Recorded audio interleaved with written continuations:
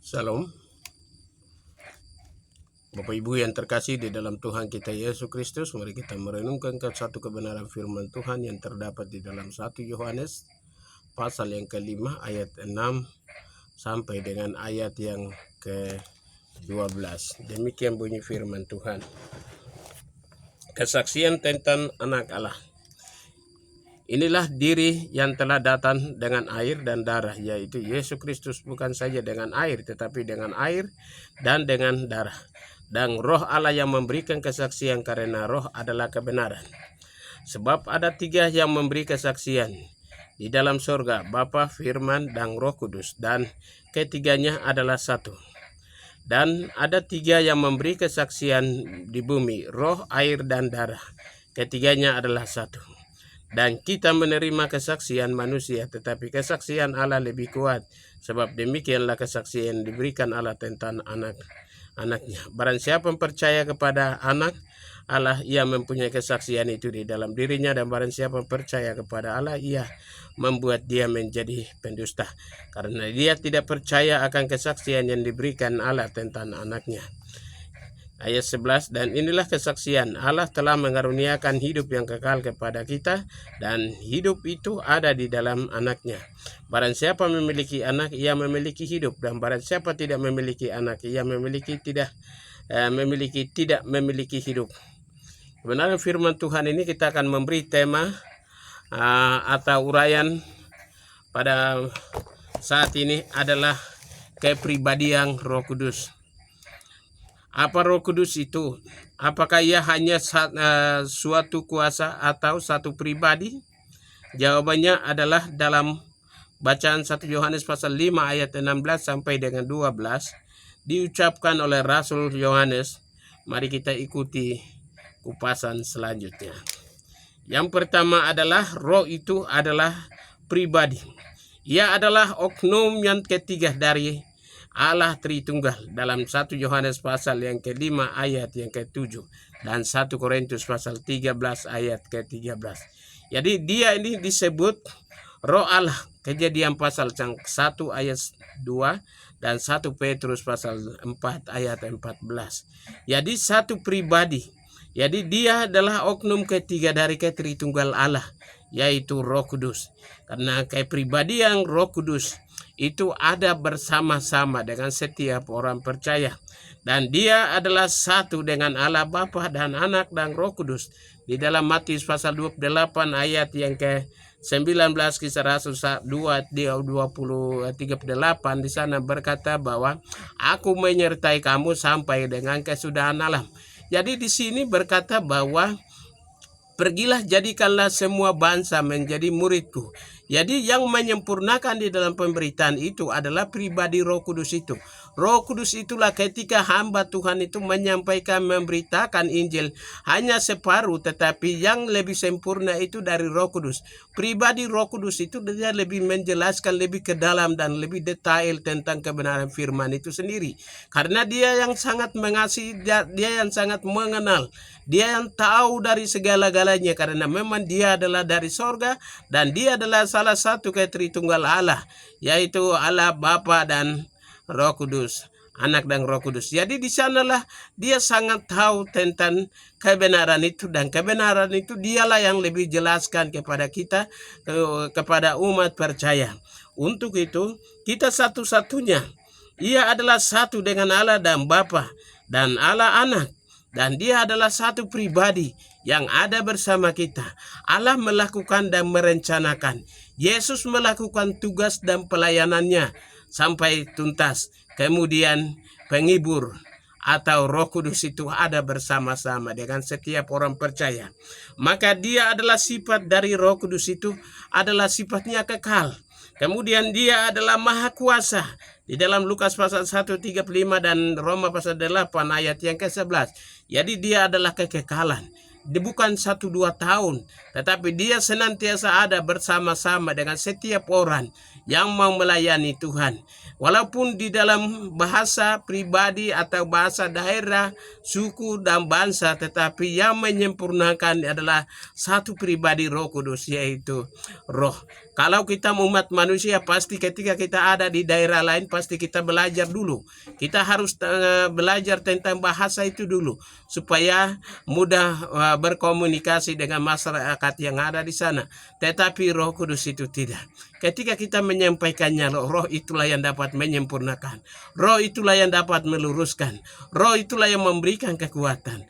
Roh itulah yang dapat menafsirkan lebih detail tentang kebenaran firman Tuhan. Karena secara lembang atau sifat dari Roh Kudus itu, dia kekal, dia maha kuasa, dia maha tahu, dan dia maha hadir di mana saja. Baik di dalam laut atau di atas laut, atau dalam tanah sekalipun, atau di negara manapun, paling dia berada di sana.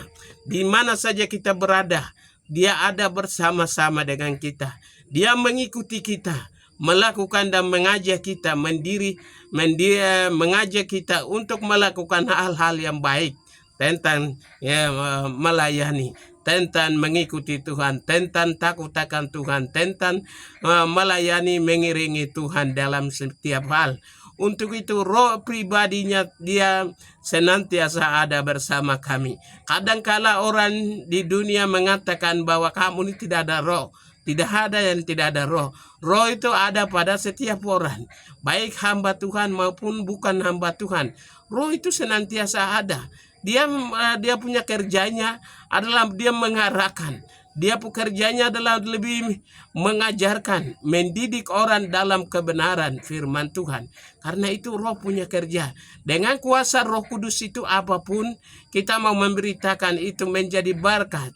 Kadangkala dalam ego teologis banyak orang mengatakan bahwa banyak begini-begini, itu saja. Tidak harus demikian. Karena dia juga diberitahukan oleh Roh yang sama dengan saya dan saudara. Karena Roh itu tidak membedakan ukuran. Roh itu tidak membedakan kau dari jabatan mana atau gelar bagaimanapun. Roh yang sama, dia senantiasa bekerja sama. Dia senantiasa menafsirkan atas kebenaran-kebenaran firman Tuhan di dalam kehidupan kita. Untuk itu, janganlah takut kepada dunia. Dengan kata-katamu tidak sempurna, itu bukan ukuran. Tetapi yang ukuran adalah berapa jiwa yang kita harus memenangkan. Karena saya yakin percaya bahwa Roh yang ada bersama kita itu dia lebih berkuasa, lebih tajam dari pedang bermata dua. Untuk itu kita harus melayani Tuhan dengan segenap hati dan tidak takut gentar kepada siapapun. Omong apapun, kau jangan takut. Kau ada bersama Roh. Ya, Roh yang ada di dalamnya, dia akan menjelaskan, dia akan menafsirkan lebih ke dalam dari hati, bahkan sampai pikiran sumsum. Karena Roh itu dia ada sama-sama, dan dia adalah kekal. Dia adalah maha kuasa. Dia adalah maha tahu segala kekurangan-kekurangan manusia. Di dalam 1 Korintus pasal 10 ayat yang ke-2 ayat yang 10 sampai 11. Dan dia maha hadir di dalam Mazmur pasal 139 ayat 7 sampai 12. Karena dialah yang memberikan dorongan. Jadi setiap orang berkhotbah karena dorongan Roh Kudus, bukan kemauan manusia, bukan kehendak manusia, bukan secara kebetulan, tetapi karena dorongan Roh Kudus dia bisa berkhotbah. Bapak Ibu yang terkasih di dalam Tuhan kita Yesus Kristus. Karena itu, kalau kita mau percaya, bisa kita lihat selidiki dari lambang dari Roh itu. Ia itu dilambangkan seperti air, dan dia tidak bisa dilihat oleh siapapun. Dan dia tidak bisa karena dia ini seperti air. Kemudian itu di dalam Roma pasal 8 ayat 11. Dan juga Yohanes pasal 4 ayat 13 sampai 14. Kemudian dia itu sangat tahu apapun pergumulannya. Dia ini bisa dilambangkan seperti angin. Angin kemana dia, dari mana dia datang dan kemana dia pergi. Setiap orang tidak mengenalnya. Roh itu sama. Jadi setiap orang yang mau melayani Tuhan, Roh itu dia senantiasa menafsirkan. Roh itu senantiasa menjelaskan lebih detail tentang kebenaran firman Tuhan. Maka dengan demikian saya mau kasih tahu kepada saudara yang senantiasa menjadi krisis atau kritik-kritik hamba-hamba Tuhan mulai hari ini berhenti. Karena apa yang disampaikan oleh hamba Tuhan itu adalah berasal dari roh. Dan jangan sampai roh menghakimi Anda dan tidak menghukum Anda dan saya. Maka janganlah kita mengkritik siapapun, khotbah apapun. Karena itu adalah ajaran daripada Roh Kudus itu sendiri.